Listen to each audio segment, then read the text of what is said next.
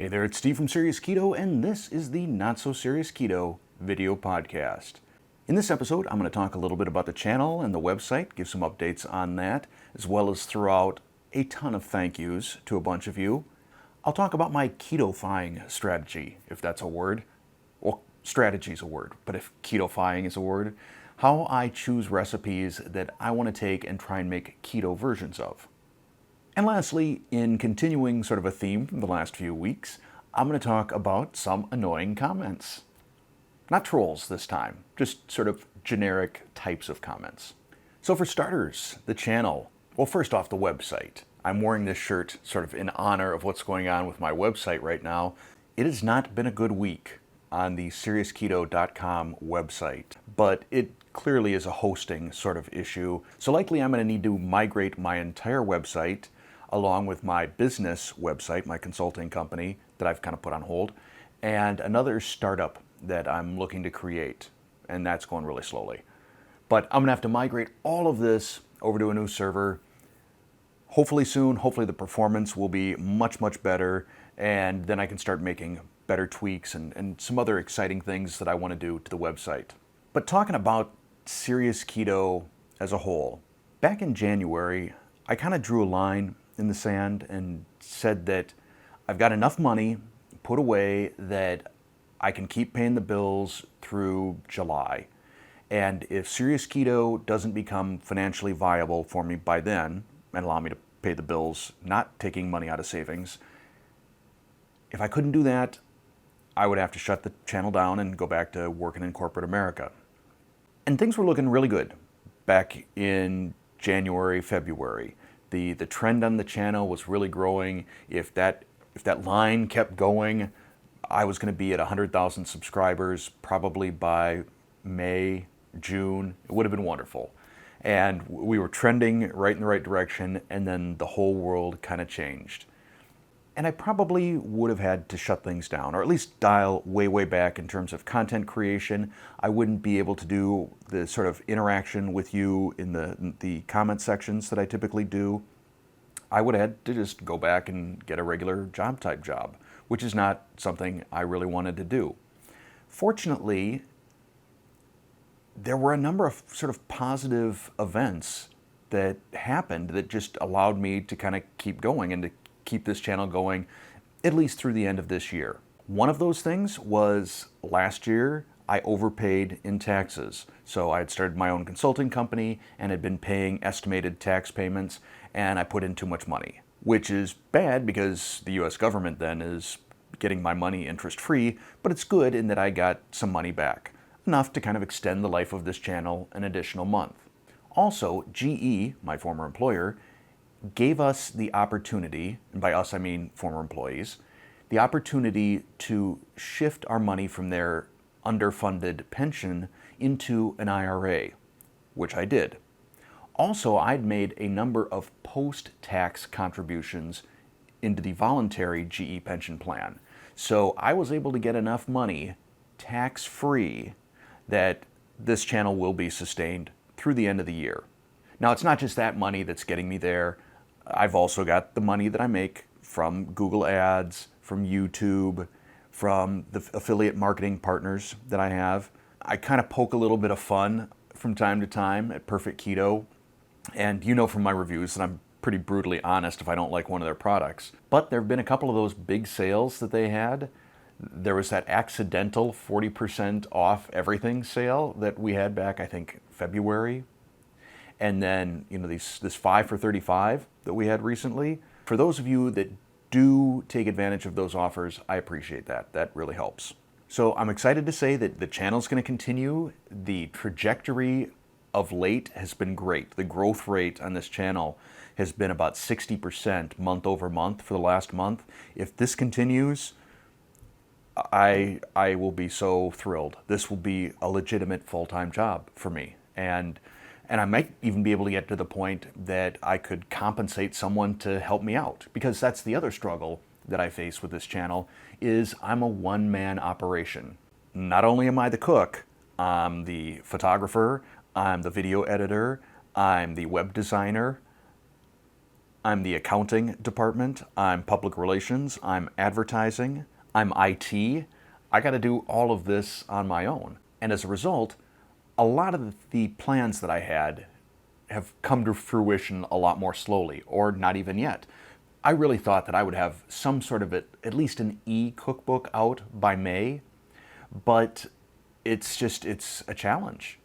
I need to learn probably like Adobe InDesign and find a good template and get some really good food photography and probably an editor of some sort, because I know that out on my website, some of the steps, the way I write them, the language I use, may not be completely consistent from one to the next. So there's a lot of little elements that go into all of this Serious Keto channel.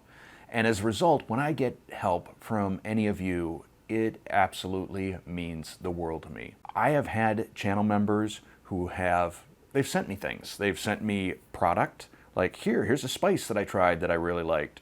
Or here's what I use for a bag for when I'm making nut milk. Or, hey, I see you're always taking the chaffles out with your hands. Here's a little mini spatula I found. I just find that so, I don't know if I'm blushing right now, I probably am, but it's touching. It really means a lot to me that someone just wants to give me a gift. I never anticipated something like that when I was putting this channel together. I've had people also help me out in some of the other administrative sort of aspects, whether that's creating designs for t-shirts or my website. I've gotten some great website help this last couple of days from a few different people who, once we get the site up, I'm going to give them full credit. I'm going to call them out by name if they're not embarrassed by it. Maybe they don't want me to. I'll get their permission first before I name them. That way you're not trying to track them down on YouTube so that you can get website help. I've had a handful of you that I've collaborated with on recipes, most recently Don, aka Calgary Guy, on that hamburger bun recipe. And that sort of stuff is a lot of fun. It makes me feel not quite so alone in all of this as I'm doing it. I mean, being the only keto person in a non-keto family, I kind of already feel a little bit alone. And now with all of this quarantine and social distancing, I feel tremendously isolated. And when I have the opportunity to interact with some of you, that feels great. It energizes me. It's a lot of fun. And I hope you find it fun too, for those of you that we've had this sort of interaction. So to answer another question that I get an awful lot, which is how can I help out Serious Keto if I either don't want to be a channel member, I don't care about the perks, or I don't want Google to have my credit card information, or I don't buy that much on Amazon or buy Perfect Keto product or things like that. Is there still a way that I can help? There's a couple ways. If, say, you're on social media and there's a share button, I think, down there right above the description, you click that and you paste a video off onto Facebook or Reddit or Twitter or Instagram or whatever it is, anything that can draw more traffic and share this sort of Serious Keto channel with people, that's helpful. Another thing is, at some point I will be doing a cookbook. I'm not a great food photographer. I think that's pretty obvious when you look at my thumbnails. I do my best, but I haven't figured out sort of the aesthetics of setting up a shot. You see things where there's a scattering of, I don't know, sesame seeds or pumpkin seeds and a sprig of rosemary or something and a lemon slice. And none of these may even be part of the dish itself. It's aesthetically pleasing. There's a handful of marbles on the plate or something.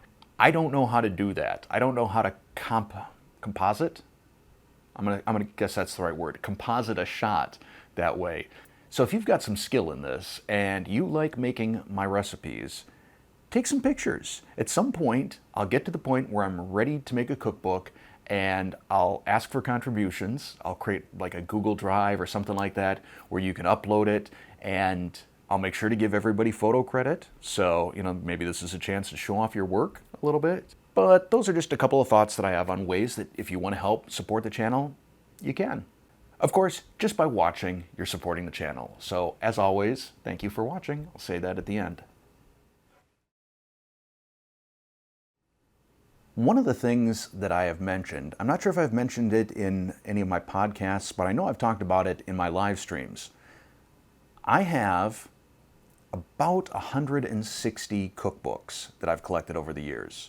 Yeah, I'm a bit of a foodie, if you haven't figured that out.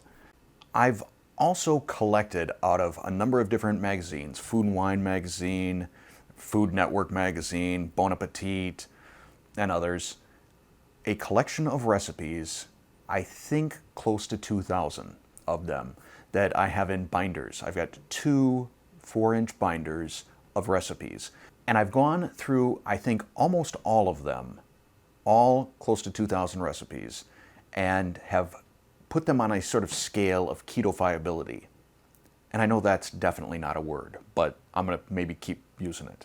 And I've thought about doing that as well for some of my cookbooks. And what would be great, if any of you out there are an app designer for, Android or preferably iPhone, because that's what I have, here's my idea for an app that I think would be great.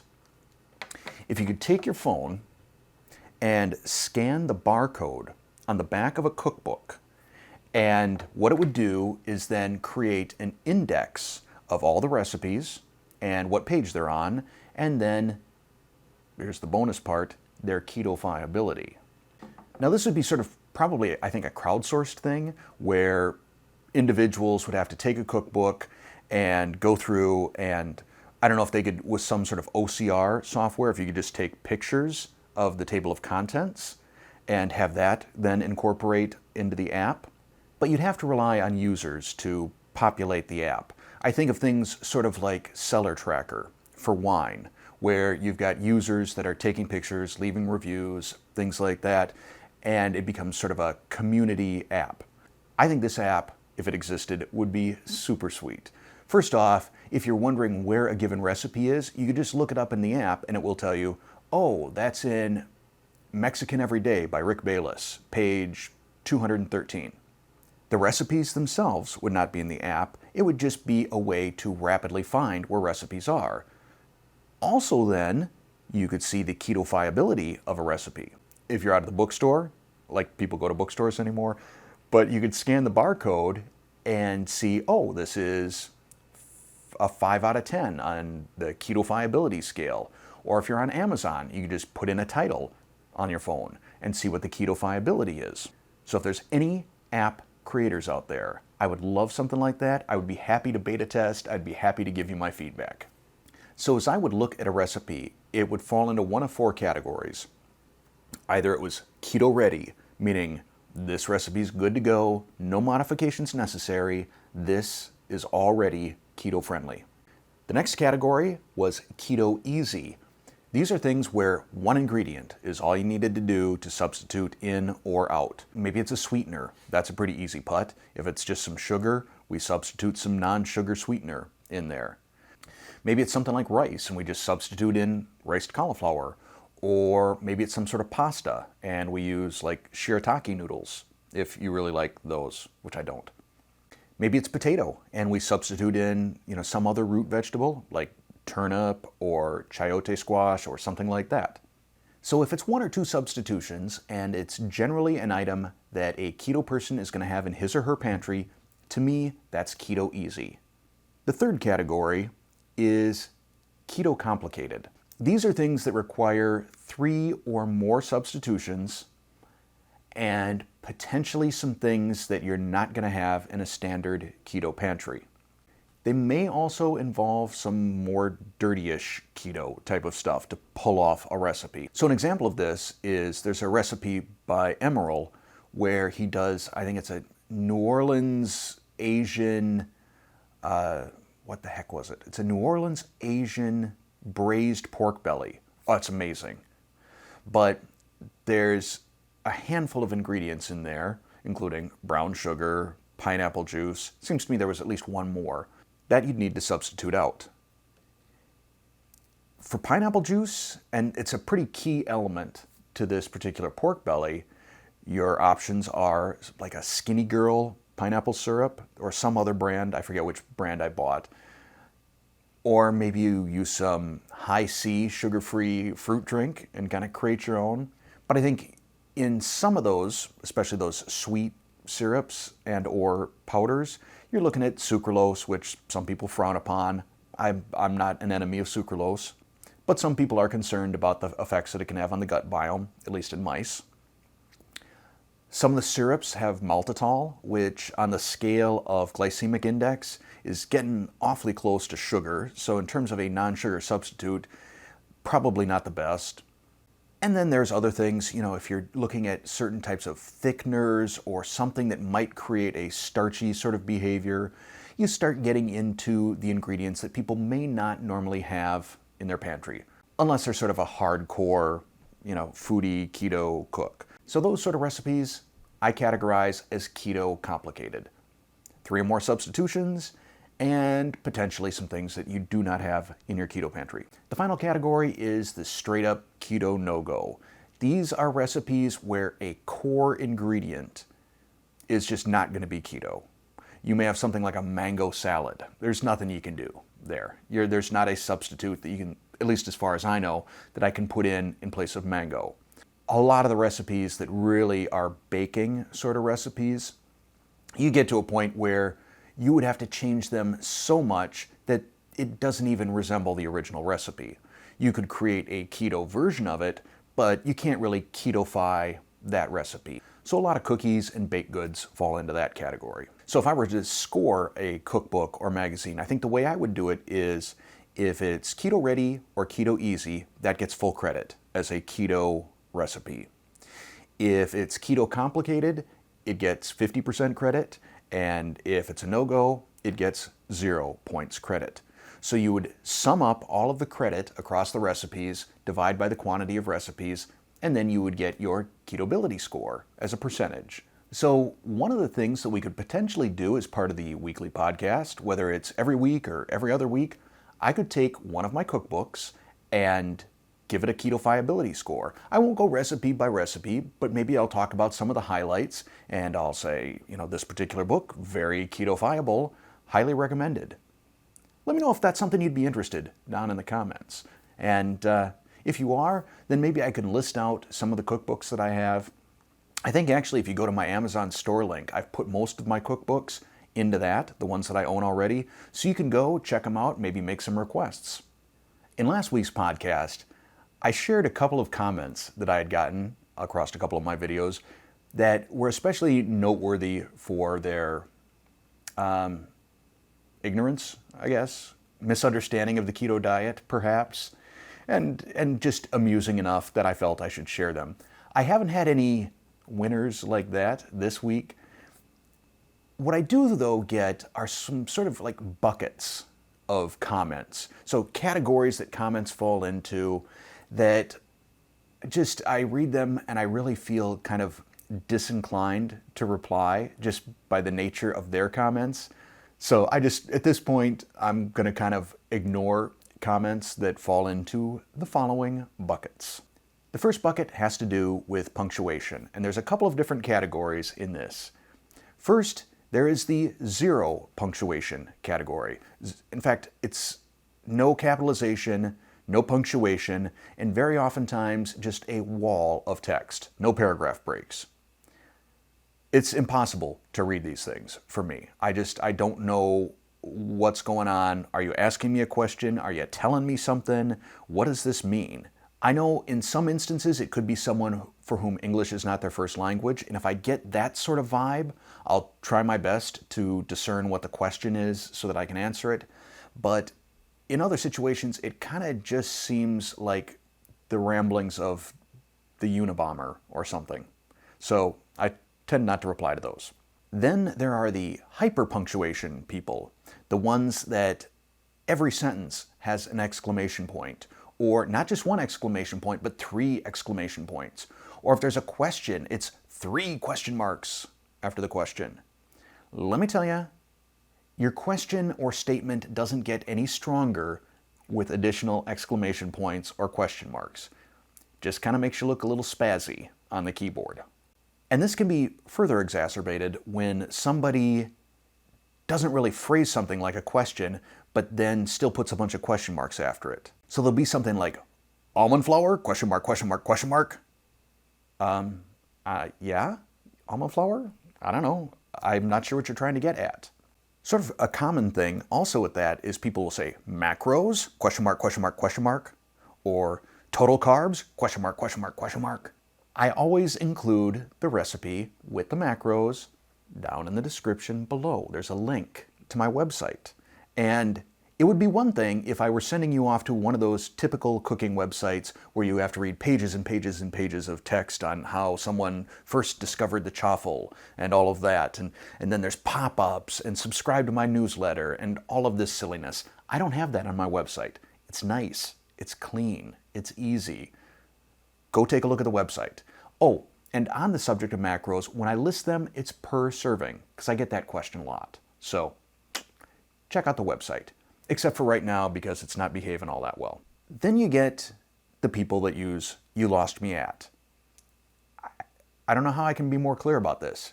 That is a phrase that just rubs me wrong. If you want me to ignore pretty much the rest of your post, just say "you lost me at." I clearly didn't lose you hard enough because you're still here typing this diatribe to me. So just be aware. If you're looking to try and get a point across to me, one of the ways to sabotage yourself most rapidly is to start your post with "you lost me at."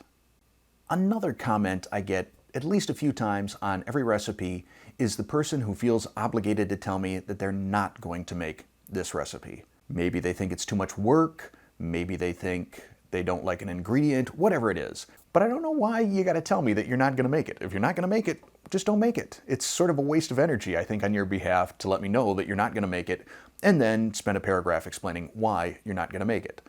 I will say that a lot of these "I'm not gonna make this recipe" comments ends with "it looks good though." So, I guess you take the good with the bad. So the last one that I can kind of think of off the top of my head are the ones that are issuing commands to me, telling me to do stuff. Like I'll review the Aldi's bread and someone will say, "Review Sola!" Exclamation point, exclamation point, exclamation point. That's hard to say 3 times fast. Exclamation point, exclamation point, exclamation point. So issuing a command, "Review Rebel ice cream." "Do a blood test." "Don't use so many dishes." I kind of have an issue with authority and being told what to do as opposed to politely asked to do something. So generally, if you're just trying to be sort of bossy to me in the comments, like I'm some sort of trained chimp that will follow your commands, no, that's not going to happen. If you have a request, phrase it like a request. Be polite. There's a chance that I might just do what you're asking me to do.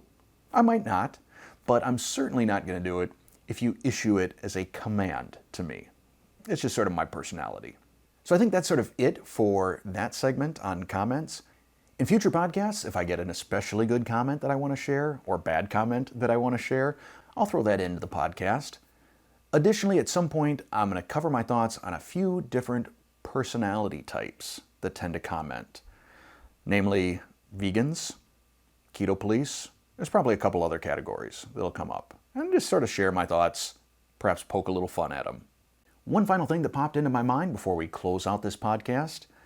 I'd mentioned a few podcasts ago that I was trying to secure an affiliate marketing partnership with Anthony's Goods. So they make all manner of products that you might have in your keto pantry. And I've had a lot of success with their products. I did secure an affiliate marketing partnership with them, and that's the good news. The not as good news is I have found that sort of across the board, their products are about $1 more per bag than their same products on Amazon. I'm not sure why it is more on their store, but I do think they have free shipping on all orders. So if you don't have Amazon Prime, it probably comes out to be fairly equal. It might even be less expensive on Anthony's. I'd asked them if I could get some sort of special discount code for my viewers. And I even offered to waive my affiliate commission if I could get a discount, and they said no. So I tried. They did tell me that if you subscribe to their newsletter, every month they send you a new coupon code. So you can get, I don't know what it is, 10% off, 15% off, something like that.